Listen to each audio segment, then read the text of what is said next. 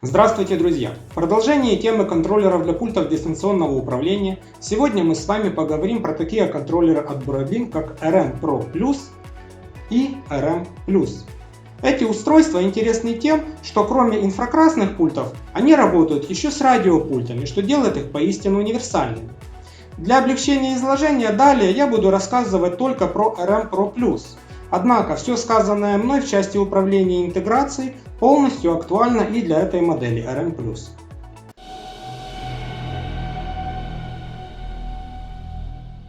Частота инфракрасного диапазона 38 кГц, частота радиодиапазона 305-340, 430-440 МГц. Разъем питания microUSB, входное напряжение 5 вольт, входной ток до 1 ампера.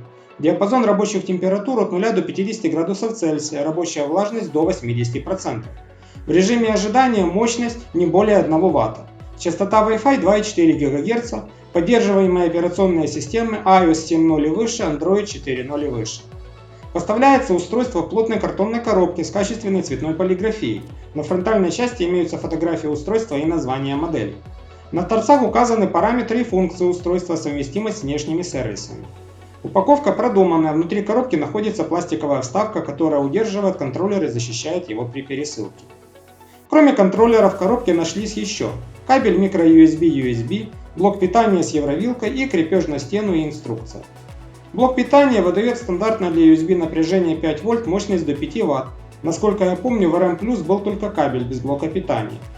Еще одно отличие от RM Plus – возможность крепления на стену, для чего в комплекте имеется специальная планка и крепеж. Для тех, кто впервые столкнулся с этим классом устройств, пригодится инструкция, она на английском языке и снабжена иллюстрациями. В ней же имеется ссылка на официальное приложение Intelligent Home Center. Контроллеры имеют треугольную форму. RM Pro Plus в виде усеченной пирамиды с закругленными краями из глянцевого пластика. На фронтальную сторону с логотипом выходят окошки светодиодов активности и обучения. На нижней части имеется наклейка с серийным номером и параметрами, а также отверстие для установки на крепежную планку. На одном из боковых торцов расположен разъем питания microUSB. Это удобно, так как можно запитать контроллер от любого 5-вольтового блока питания с USB и кнопка Reset. Для наглядности сравнение с Broadlink RM+, который, кстати, отлично работает у меня в течение более чем 2,5 лет. И с бочкообразным Broadlink RM Mini 3, обзор которого я делал не так давно. Для работы с устройством нам понадобится официальное приложение Intelligent Home Center. Переходим в список устройств, нажимаем «Добавить», переходим в раздел пультов дистанционного управления. Далее выбираем интересующую нас модель устройства и переводим смартфон в сеть 2,4 ГГц, так как 5 ГГц не поддерживается. Возможно, нужно будет перевести контроллер в режим сопряжения при помощи скрепки. Ждем, пока мастер подключения найдет устройство, даем ему имя и присваиваем локацию.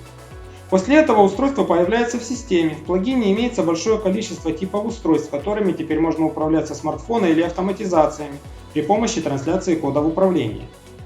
Перед тем, как перейти к Home Assistant, я расскажу про обучение пользовательским кодом управления в приложении. Чуть далее станет понятно зачем. В перечне типов устройств выбираем User Define, получаем предупреждение, что такие пульты не будут работать с голосовыми сервисами. Даем название, выбираем локацию для нового пульта. Нажимаем плюс для добавления новой кнопки. Далее нужно выбрать тип пульта, инфракрасный или радио. Отличаются они тем, что у инфракрасного пульта на торце имеется или окошко, или светодиод, а у радио есть антенна или просто глухой корпус. Далее выбираем вид кнопки. Обучение инфракрасному коду простое. Контроллер сразу переходит в режим ожидания, направляем на него пульт донор, нажимаем на кнопку и код присваивается созданной кнопке. Для радиопультов процесс двухэтапный. Сначала контроллер должен найти частоту работы пульта. В этом режиме нужно зажать любую из клавиш пульта донора и ждать.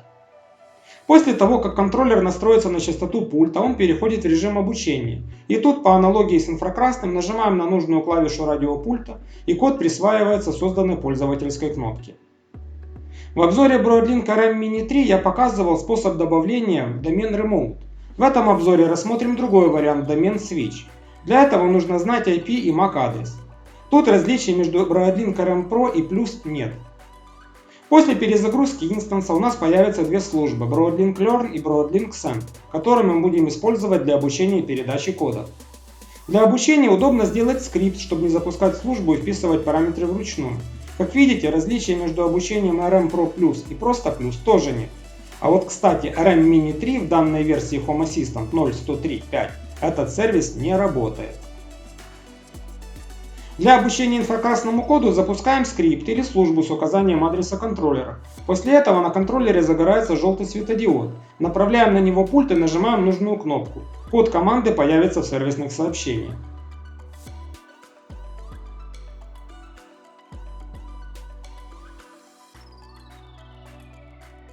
Отличием этого способа от варианта добавления в раздел Remote является то, что коды мы видим и можем сохранять в явном виде. По сути, у нас есть возможность создать полную базу кодов со всех пультов. Коды имеют свой формат, они пригодны для передачи другими контроллерами Broadlink, но не подходят, например, для контроллеров Xiaomi. Обратной совместимости у них тоже нет.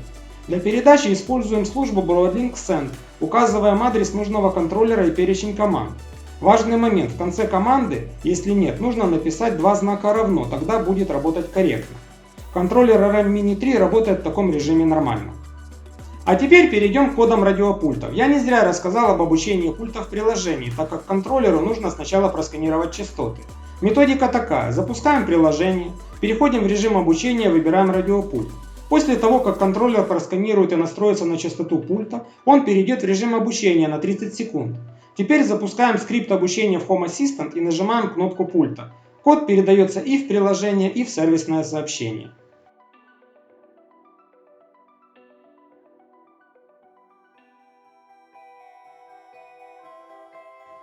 Полученные коды можем использовать в скриптах или автоматизациях для управления теми устройствами, которыми Home Assistant не может управлять другими способами.